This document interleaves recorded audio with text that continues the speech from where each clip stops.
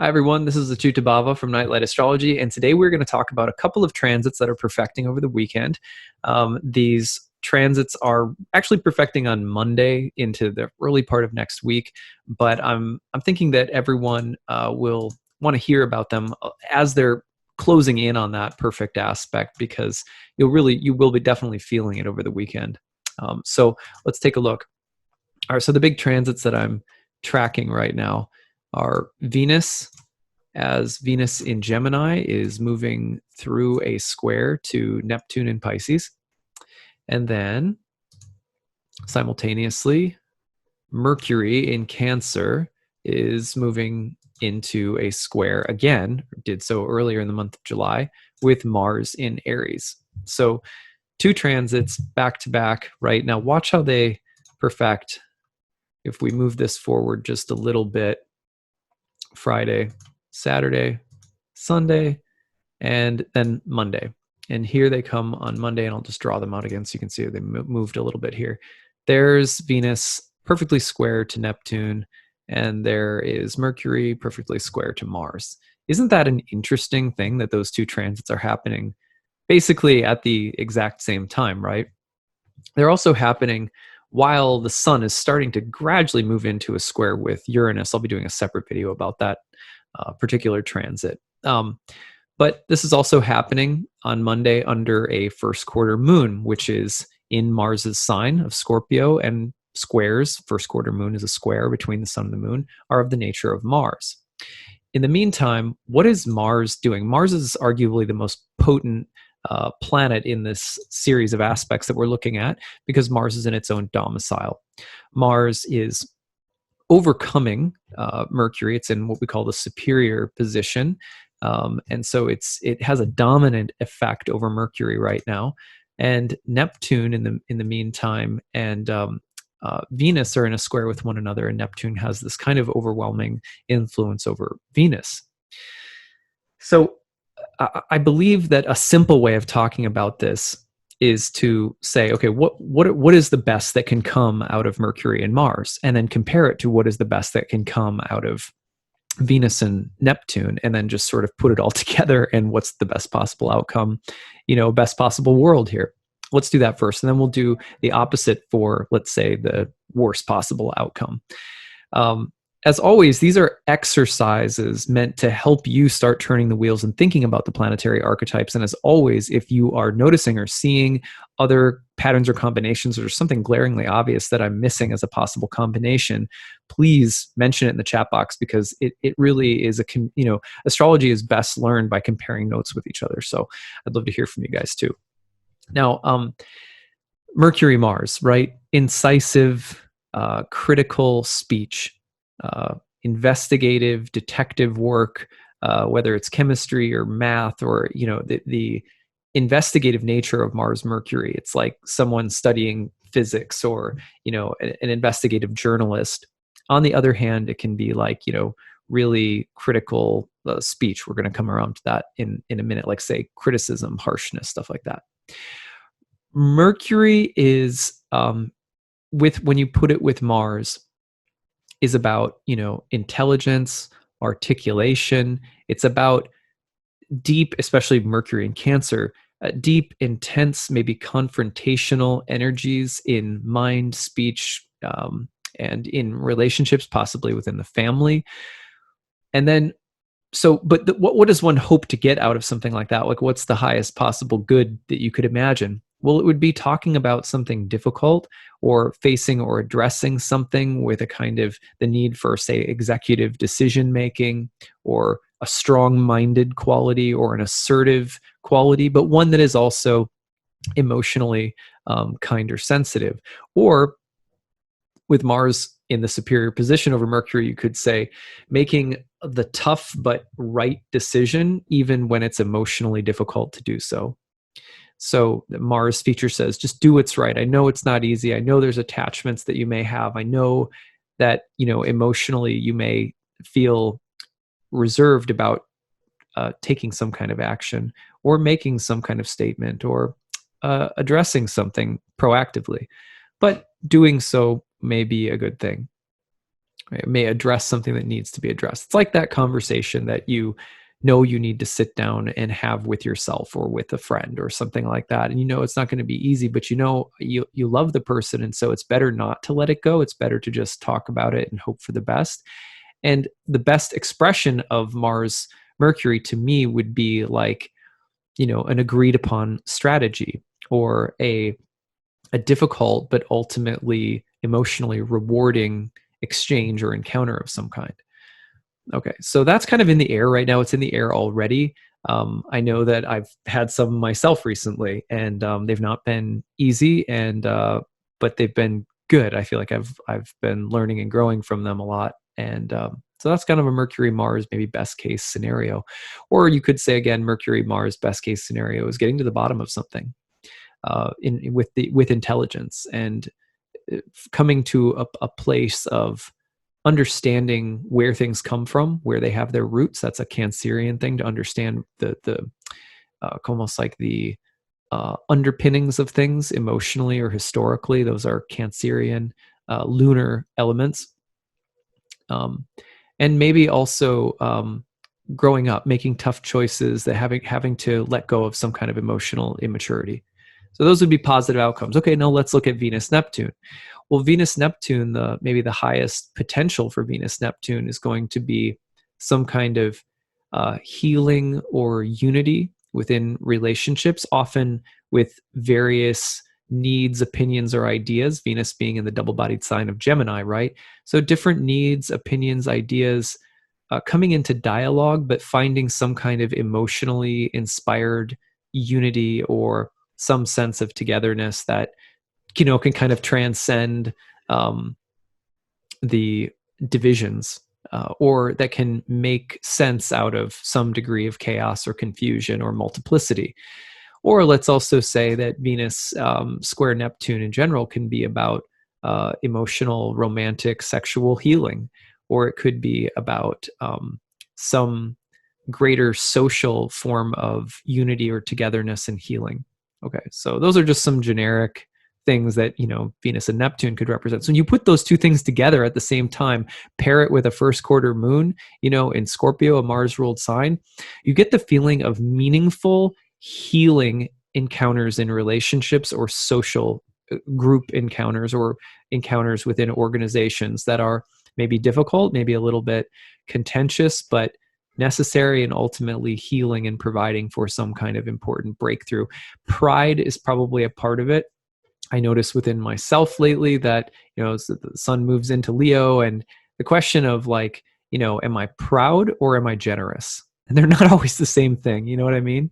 Generosity as a way of realizing that if my pride is real, it's meant to be just like, if I have anything that's worth taking pride in, then it should be shared. I should try to pour my heart out honestly in to others. And but if one wants to hoard their pride, then I've noticed within myself that one feels more inclined to be right than to be compassionate, or I feel more inclined to be right than to try to be generous, and to like work with people, and listen, and be willing to compromise and things like that.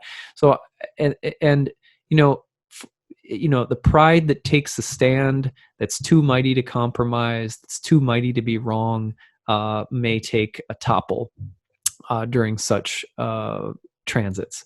So our ego can get, we don't want, let's not let our ego be the hill that we die on. You know what I mean? And that's kind of what I've been feeling lately.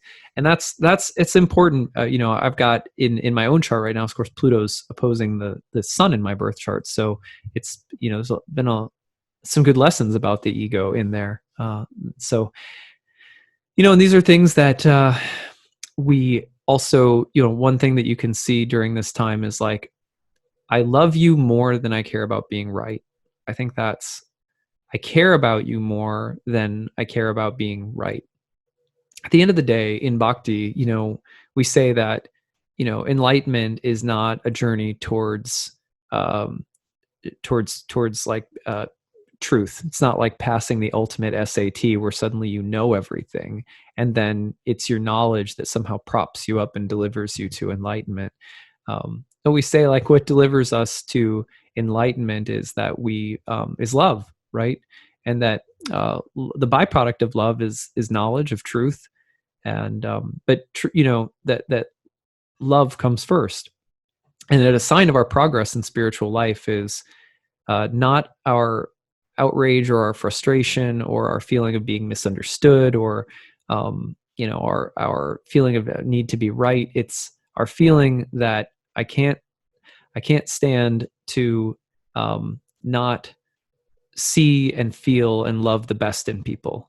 And so that's something that I think probably should keep in mind over the weekend, but also the early parts of next week with these transits all culminating. I care more about loving than I care about being right, because what props me up, what gives me confidence, what gives me a sense of worth in the world is not what I know or how right I am or how I stand alone, but how I'm able to stand together with others, especially when it's difficult and challenging to, one's own ego. So, all right. So now that felt therapeutic for me. Uh, so, all right. So, let's go to the worst, the worst possible scenarios. So, of course, Mercury and Mars, the confrontation, the criticism, right? And Venus, Neptune, put it together, and you can get that sort of like, I'm going to write you off, or I am going to judge you. I'm going to eliminate you. I'm going to dissolve you. The Venus Neptune, actually, you would be surprised at how many well-known historical transits of Neptune have been correlated with genocide. Neptune has this way of saying, like, if you're not exactly like me, if everything isn't sort of exactly the same, if there's difference, then I can't stand it. And sometimes spiritual people fall prey to that mentality. Like it all has to be identical or perfect or something, totally one.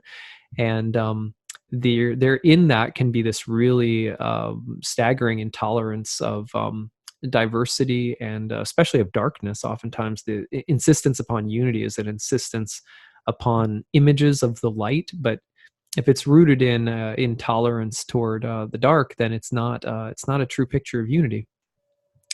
So at any rate, Neptune and Venus can be the feeling of like, well, you're either completely alienated or you're a part of this one thing, or you're either someone who is completely harmonized, or I don't want anything to do with you. And that can be a Venus Neptune square dynamic.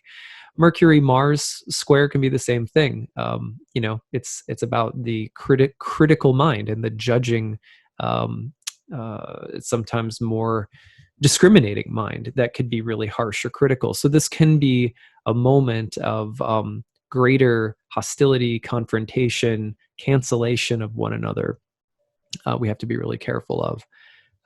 So I think the lowest potential for this combination of planets would be, emotionally, mentally, intellectually charged encounters where you're either exactly the same, or you mean nothing to me, or I may even write you off or make really critical, intense judgments of you or of someone. So that's how I'm seeing the potential sort of dark side of this transit. The other one would be, of course, that sometimes, and I know you've probably been through this if you're in any kind of relationship ever, which is that you want peace so badly that you're willing to compromise something that's too important. For example, I've counseled over the years, like I'm a formal counselor, but I've talked astrology charts with people who have been going back into relationships with, say, with domestic abuse. One of the things is this feeling of like, well, I know that if I just act or change my behavior in such and such a way, it won't trigger him, or it won't trigger the other person from being, abusive. And sometimes there's that kind of sacrificial Venus Neptune, like if I can just shift or change and make the situation better, then there will be harmony. But we aren't actually making our needs met to say, hey, this is what you could do to help, or let's meet halfway. So, be careful of either expecting that others completely come on board with your perspective, or potentially sacrificing or compromising too much of yourself somehow just to avoid or get through some kind of conflict. Those would be some of the potentials that I could imagine. Now, interestingly, the mental health of celebrities or of potentially powerful or famous women or artists could also be, kind of like a more mundane topic. For example, I believe there was, I'm forgetting her name, but it's Kanye West's wife, who just came forward asking basically for people to be really understanding of her husband's bipolar disorder, if that's the right way of calling it. I believe that's what it was. And of bringing some illumination to the topics of mental health. Same, and because, and I don't know exactly what's been going on. I know he was saying he was going to run for president or something, but I don't know what else has happened since then. But at any rate, that's that Venus Neptune dynamic, where also suicide comes to mind with this. Not like that people are personally at risk of committing suicide, but that in a mundane sense, when you look at the world, the topic of mental health, or of medicine and mental health, or of drugs and mental health, or of family feuds, or of violence in families and mental health, or of potentially high profile mental or emotional health episodes, or even potentially of suicide or something like that, is possible, because you have this confluence of Mercury, Mars, with such Mars dominance, and then Venus, Neptune, which can relate to, those kind of like the true Hollywood stories or whatever, where you see someone's life, because of fame and the attention and overwhelm and so many other things, spiraling sort of out of control. And oftentimes that's kind of a Venus Neptune dynamic, which could be amplified by Mars Mercury. But look at these themes that I'm mentioning anyway, and notice how they could be playing out in the collective as well, for better or worse. I think the themes of reconciliation, understanding, and harmonizing, despite what might feel like, oh man, we're really at odds here. I think you might see some of that feeling of being at odds dissolve, and find like an unusually easy way of peace. The prayer that I would recommend, if you were to pray a prayer over the next 3 or 4 days with all these transits perfecting simultaneously, would be just like, the prayer. I know it's contested whether or not it was written by Saint Francis, but the Serenity Prayer. One of the is it the Serenity Prayer? It's the prayer of Saint Francis. The Lord, make me an instrument of thy peace. If you've heard that prayer before, and I know it's like, not sure if it's, it's not really attributed to Saint Francis or someone else or whatever, but that prayer, where we pray to the divine to be an instrument of peace. And if we can keep that in front of us and avoid that temptation of being like, I have to be right, and if I'm not right, then I'm wrong. That like, and I can't be wrong, so I must be right. Like, stay out of that if possible, and think to myself, I have feelings and thoughts that are valid, but keeping in front of me the mantra, like, Lord, let me be an instrument of your peace in the world. Where there is hatred, let me bring love. So hopefully this has been an interesting and useful talk. I hope you guys have a great weekend. Please leave your comments in the comment section below. Tell me how you're doing. And I'll look forward to catching up with you guys with more new stuff next week. All right, take it easy. Bye.